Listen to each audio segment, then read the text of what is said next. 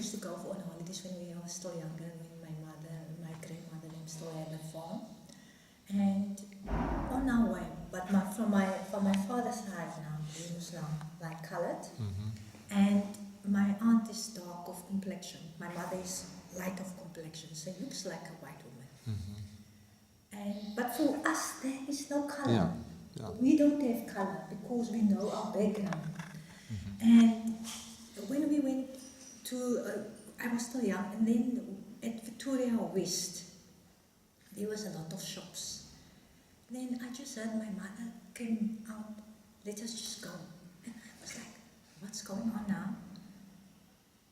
Then later on I heard them talking, and they said to my mother said to my grandmother, no, I'm not going to buy anything for us here, we can go to the next garage. Because now they didn't want to serve my aunt. And that time I was young then, but I remember these things, but it's like later I didn't realize then what was really going on because we were still children. But it's only when we grew, or when we were older, then we realized really what was going on. Then my mother said to my grandmother, and I was still sitting in the pocket, no, these people didn't want to help. Ria now is my aunt, Ria now, because they told us he must go to the back.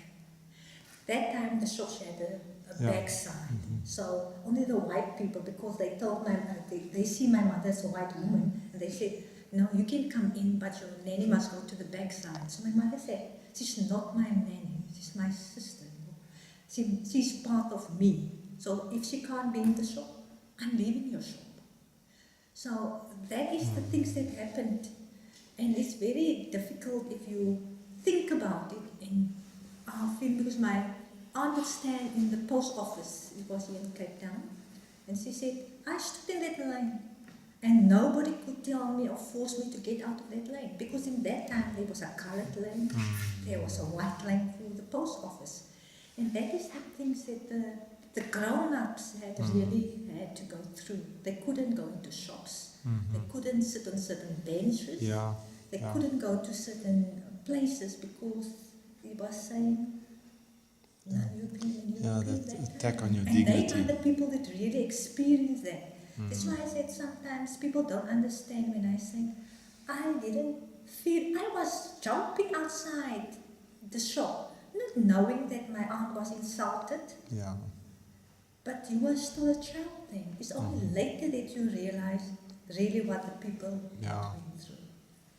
I had one incident where we were driving to Durban, and we had a black lady with us, and we stopped at a garage to put in petrol, and we all went to use the toilets, Escort or wherever, halfway, and she and then she went in to use the toilet, and the Indian guy who shopped us says, no, you've got to go around the back to the black toilet. She went back there, and it was disgusting. And she came out, and she just came back, and very quietly says, it's okay, I won't go. And the lady traveling with us said, come with me. They both went to the back, and she saw what an absolutely disgusting thing that was. She went to the front to the Indian man. She says, I have to show you something. They both went to the back. She says, how can you expect anybody to use this facility? And then she turned around to her friend and said, you go use the toilet for humans. And she went and she used the toilet, and the Indian guy was going to argue, but he realized this woman is not going to take nonsense. So he didn't say anything. But that to me was a very personal thing, the humiliation that you were forced to experience over and over. Terrible. Let me just switch the battery on this one.